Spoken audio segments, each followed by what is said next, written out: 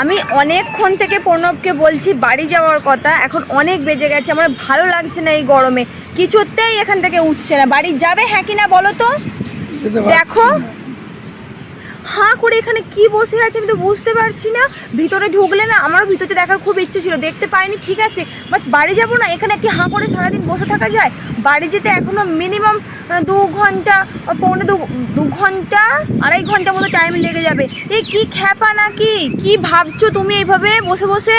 Victoria, এরকম Las Vegas, casino, এই Victoria আমি কিনবো একদিন, সেটাই ভাবছি বসে বসে।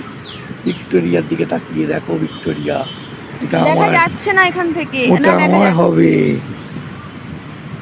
এগুলো কোনো কথা? তোমাদের সেই থেকে বলে, মানে আমরা ছিলাম ওই পারে, ওইখানে বসেছিলাম, তো ওখান থেকে আমরা এখানে এসেছি ভিডিও বানানোর জন্য। এখানে দেখলাম যে এই যে কি সুন্দর ফুল পড়ে আছে, তো ভাবলাম যে এখানটায় আসি, একটু রিলস টিলস বানাই, ছবি টবি তুলি। তো ঠিক আছে বাবা, সব হয়ে গেছে, এখানে 2 ঘন্টা হয়ে গেছে আমরা রয়েছি, এখন তো বাড়ি চলো।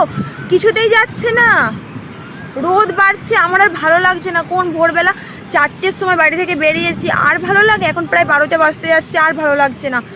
কিছুতেই তো যাচ্ছে না। এবার আমি দেখো, আমাকে ট্রেনের টিকিটটা দিয়ে দাও, আমি বাড়ি চলে যাচ্ছি, আমার ভালো লাগছে না, তুমি থাকো। ভিক্টোরিয়া আমি কিনবই, ভিক্টোরিয়া কিনে লাস ভেগাস বানাবো, ক্যাসিনো। কোন বইয়ের বলো তা? কোন বইটার বলো তা? এটাই তো বসে বসে ভাবছিল। হ্যাঁ জানি তো, সেই রজতা দত্তের তো।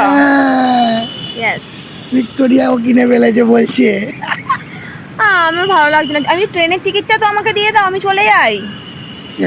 চলো চলো, তুমি একটু আমরা চিন্তাও করতে হবে না। না দরকার নেই, এরকম ঝগড়া অশান্তি করে তো থাকার দরকার নেই। তুমি বসো, আমি চলে যাচ্ছি। টাটা। না গো, চলো, আমি বাড়ি চলে যাচ্ছি, তুমি বসো, ভাল লাগে না আমার আর।